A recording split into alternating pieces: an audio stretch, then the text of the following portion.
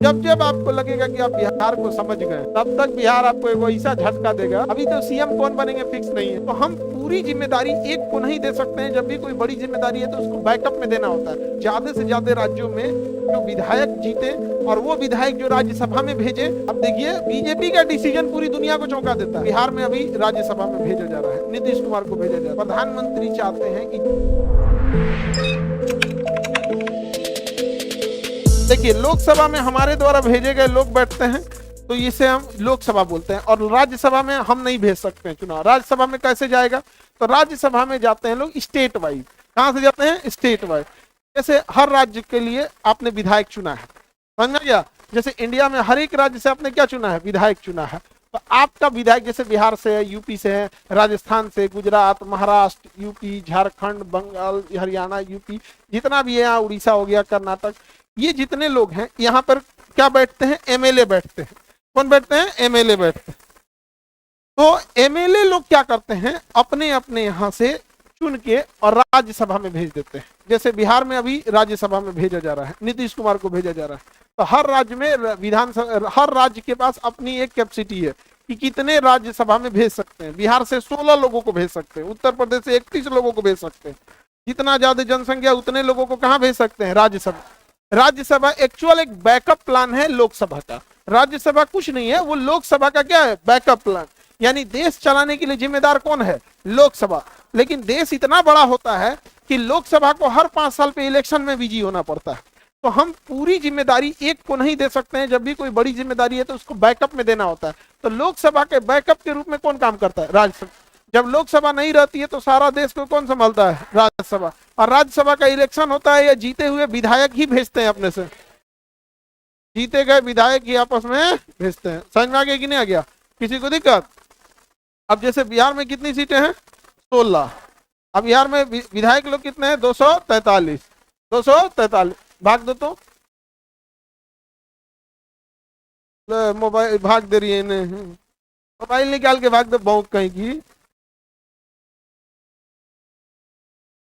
15 कितना आ रहा है, 15 आ रहा है, 15 14 पॉइंट समथिंग। हाँ तो वही 15 मान लेते हैं, ठीक है। कितना हो गया, 15। यानी जिसके पास 15 को विधायक है, जिसके पास 15 को विधायक है, वो एगो राज्यसभा का सदस्य भेज सकता है। एगो राज्यसभा का सदस्य भेज सकता है। कहां से, बिहार से। यूपी में आंकड़ा बदल जाएगा, क्यों, यूपी में आपके पास 403 विधायक हैं और टोटल सीट कितना है, 31। यूपी में भाग दीजिए तो 13। वहां 13 को अगर आपके पास विधायक है ना, तो आप अपना एक प्रतिनिधि भेज सकते हैं। अपना एक प्रतिनिधि क्या कर सकते हैं, भेज सकते हैं। समझ गया। तो बिहार में अगर जाना है तो जिसके पास जितना विधायक, सोचिए राज्य में जितना विधायक, राज्यसभा में उतने ज्यादा सीट। इसीलिए प्रधानमंत्री चाहते हैं कि ज्यादा से ज्यादा राज्यों में उनकी पार्टी की सरकार रहे, क्योंकि ज्यादा से ज्यादा राज्यों में जो विधायक जीते और वो विधायक जो राज्यसभा में भेजे तो उन्हीं के लोग यहाँ बैठे, ताकि यहाँ से विधेयक पास होगा तो यहाँ अटकेगा नहीं। समझ में आ गया कि नहीं आ गया। तो राज्यसभा एक्चुअल वर्किंग करता है या बैकअप के लिए। राज्यसभा का इलेक्शन में हम पब्लिक भाग लेते हैं या जीते हुए विधायक। जिस पार्टी की जितने राज्यों में सरकार रहेगी उतनी ही ज्यादा उसकी राज्यसभा में सीट। समझ में आ गया कि नहीं आ गया, किसी को दिक्कत। बिहार में एक राज्यसभा का सदस्य जिताने के लिए कितना विधायक चाहिए, 16, 15 ना, 16, हाँ 15। यूपी में 13। वो अलग अलग राज्य में डिफर करेगा। समझ में आ गया कि नहीं आएगा। अभी जैसे अभी आरजेडी के पास कितना सीट है बिहार में, 25। एक के को जिता पाएंगे, एक के को राज्यसभा का सदस्य भेज पाएंगे, कौन, आरजेडी। और अगर गठबंधन कर ले 5 को 6 को से, तो इनके पास 5 को 6 को मिला के 30 को हो जाएगा। 5-6 को तो 2 को भेज सकते हैं। वो 2 को कैसे जाएगा, गठबंधन से। और बीजेपी के पास 90-92 को सीट है ना, 92 को है। 92 अकेले कितना आदमी को भेजेगी, 6 को। और जदयू के पास भी 5 को सीट, वो नीतीश कुमार को भेज दिए। आगे बढ़े। जब जब आपको लगेगा कि आप बिहार को समझ गए हैं तब तक बिहार आपको एक ऐसा झटका देगा। अभी तो सीएम कौन बनेंगे फिक्स नहीं है।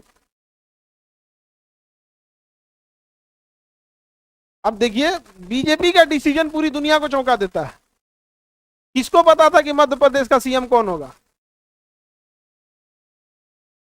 दिल्ली का सीएम किसको? तो उन लोग का अपना सेंट्रलाइज सिस्टम है। आगे बढ़े, बबुआ केहू को दिक्कत तो बोलो। लोकसभा के इलेक्शन में कौन भाग लेगा? पब्लिक। और राज्यसभा के इलेक्शन में विधायक। राज्यसभा के इलेक्शन में विधायक, हर राज्य के विधायक अलग अलग गुट समीकरण होता है, कितने विधायक मिलके एक राज्यसभा के सदस्य। बिहार में कितने को? 15 मिलके एक को। टोटल क्या को भेजेगा? 16 को। और यूपी में टोटल 31 को भेजता है। कितना भेजता है? 31। सबसे ज्यादा संख्या में विधायक, सांसद, सारा चीज यूपी में है। जनसंख्या भी तो है भाई 25 करोड़। अरे यूपी का सीएम किसी देश का राष्ट्रपति से कम नहीं है। अरे दुनिया में 5-6 को देश है सर जिसकी जनसंख्या यूपी से ज्यादा है। कितने ही देश हैं जिनकी जनसंख्या यूपी से ज्यादा है? एक रूस है 25-35-40 करोड़। फिर आपका अमेरिका है। अमेरिका है कितना करोड़ है? 35 करोड़। चाइना है। 3 को देश तो ऐसे दिख गए। कनाडा का कितना है प्रेजेंट जनसंख्या? ज्यादा नहीं होगा कनाडा का। चेक करो तो एक बार पॉपुलेशन ऑफ कनाडा।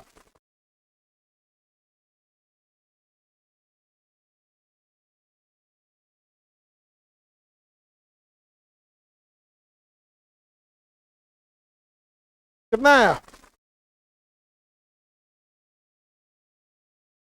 4 करोड़।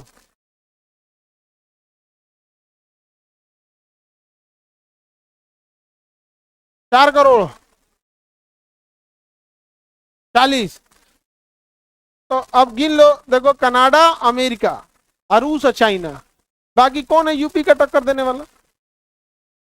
अरे एशिया में 2 को उठाओ, चाइना और रूस को, दोनों सटल सटल। और उधर कनाडा और अमेरिका को उठाओ। अब उसके बाद हमको लगता नहीं कोई टक्कर देगा अब यूपी को। ब्राजील दे सकता है। ब्राजील माने 4-5 को देश है सब जो टक्कर किसको देंगे? यूपी को। बाकी यूपी दुनिया में पाकिस्तान की जितनी जनसंख्या उतने लगभग यूपी की है, दोनों की 25-26 करोड़। ब्राजील का कितना है?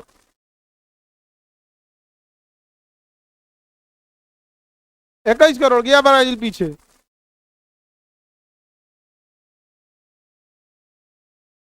21-22 करोड़ होता तो यूपी में बढ़ गया होगा अभी तक।